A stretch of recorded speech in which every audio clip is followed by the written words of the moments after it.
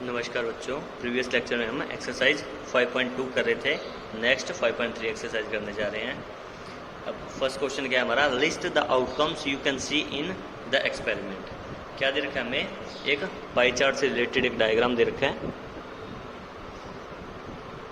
जिसमें ऐसे डिवीजन किए हुए हमारे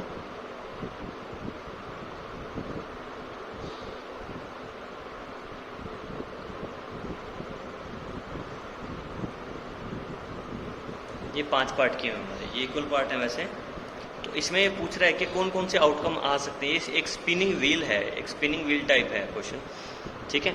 तो अब स्पिनिंग व्हील किस पे आ सकता है, ए पे भी आ सकता है, बी पे भी, सी पे, डी पे या फिर दोबारा ए पे। ए की प्रोबेबिलिटी यहाँ पे थोड़े ज़्यादा है। तो क्या है हमारे आउटकम्स, क्या क्या हमारे ए, बी, सी एंड डी, ये 4 हमारे आउटकम हैं। इनके अलावा कोई और आउटकम नहीं आ सकता है व्हील को स्पिन करने पे। फिर नेक्स्ट पूछ रहा है टॉसिंग 3 कॉइन्स टुगेदर। अगर 3 कॉइन्स को टुगेदर मतलब साथ में टॉस किया जाए तो क्या क्या आउटकम आ सकते हैं हमारे, ठीक है। 3 कॉइन है हमारे, तो या तो हो सकता है कि तीनों के तीनों टेल आ जाए, ठीक है, या हो सकता है तीनों हेड आ जाए, ठीक है, या हो सकता है 2 हेड आए एक टेल आ जाए, या 2 टेल आए एक हेड आ जाए, ठीक है, या फिर टेल हेड टेल।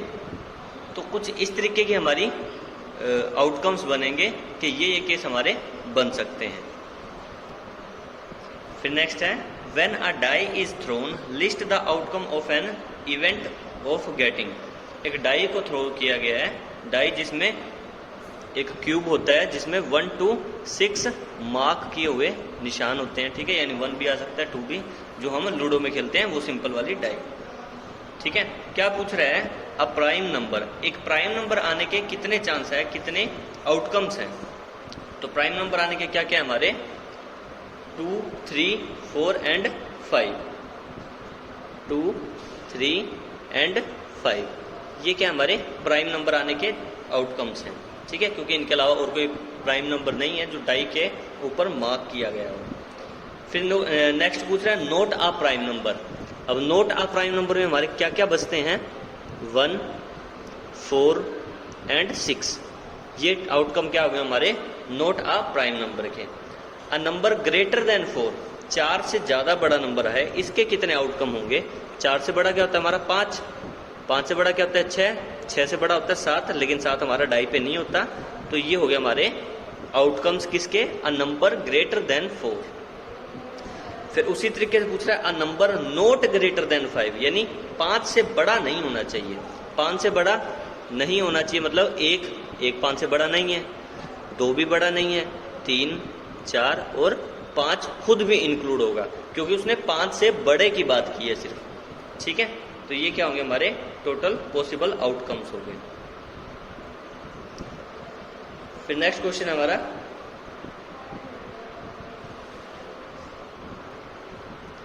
फिर नेक्स्ट क्वेश्चन में पूछ रहा है find the probability of the pointer stopping on सी।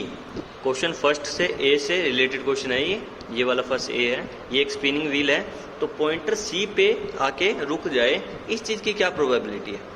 सबसे पहले हम क्या देखेंगे, कितने पार्ट में डिवाइड किया गया इसको, 1, 2, 3, 4, 5, यानी टोटल 5 आउटकम्स आ सकती है, यानी 5 पॉसिबिलिटीज हैं हमारे पास। सी पे आने की कितनी है, ओनली 1, यानी सिर्फ एक केस ऐसा है जिसपे सी पे आ सकती है। तो सी पे आने की यानी 1 आउट ऑफ 5, 1 आउट ऑफ 5, ये क्या हमारी पॉसिबिलिटी, या फिर इसको हम क्या लिख सकते हैं 1/5, ये क्या होगी हमारी प्रोबेबिलिटी किस चीज की, सी पे रुकने की पॉइंटर के। फिर नेक्स्ट पूछ रहे हैं probability of getting an S from a well shuffled deck of 52 playing cards. कह रहे हैं कि एक इक्का या फिर एस आने की क्या प्रोबेबिलिटी है एक 52 पत्तों के प्लेइंग कार्ड के डेक में से, ठीक है। अब इसमें देखेंगे हम,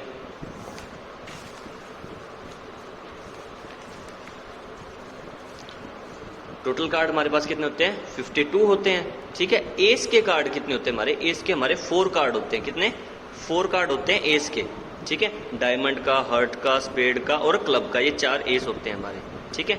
तो कितने 4 में से कोई भी आए तो हमारी प्रोबेबिलिटी हो जाएगी 4 डिवाइड बाय टोटल, टोटल कितने कार्ड होते हैं हमारे 52, तो 4 डिवाइड बाय 52 क्या हुई हमारी प्रोबेबिलिटी।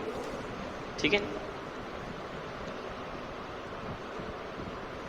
नेक्स्ट है number 1 to 20 are written on 20 separate papers kept in a box and mixed well. One paper is chosen from the box without looking into it. What is the probability of getting a number 8? अब एक box के अंदर 1 से लेके 20 तक number के paper हैं, ठीक है। एग्जैक्ट 8 नंबर आने की प्रोबेबिलिटी कितनी है? अब 20 है तो 20 में से कोई भी आ सकता है, तो टोटल केस हमारे कितने होते हैं? टोटल केस होते हैं हमारे 20, ठीक है। लेकिन 8 तो सिर्फ एक ही पेपर पे लिखा हुआ है, ठीक है, सिर्फ एक पेपर पे लिखा हुआ है हमारा 8, ठीक है। तो 1 डिवाइड बाय 20 में से कुछ भी आ सकता है, तो 1 डिवाइड बाय 20, ठीक है। फिर उसी तरीके से है जैसे गेटिंग अ 2 डिजिट नंबर। अब 2 डिजिट नंबर कौन कौन से होते हैं हमारे? 10, 11, 12, 13, 14 ऐसे करके 20 तक हमारे क्या होंगे? 2 डिजिट नंबर होंगे। यानी टोटल कितने हो गए हमारे? 11। 10 से लेके 20 तक कितने हो गए? टोटल 11। और 20 में से कोई भी नंबर आ सकता है, तो कितना हो गया हमारा? 11 बाय 20। बड़ा ही सिंपल तरीका है प्रोबेबिलिटी निकालने का। जो हमारा फेवरेबल केस है डिवाइड बाय हमारा टोटल केस। फिर नेक्स्ट क्वेश्चन में पूछ रहा है if you have a spinning wheel with 1 green sector, 3 blue sector, 1 red sector, what is the probability of getting a red sector? What is the probability of getting a non green sector? बहुत अच्छा question है ये।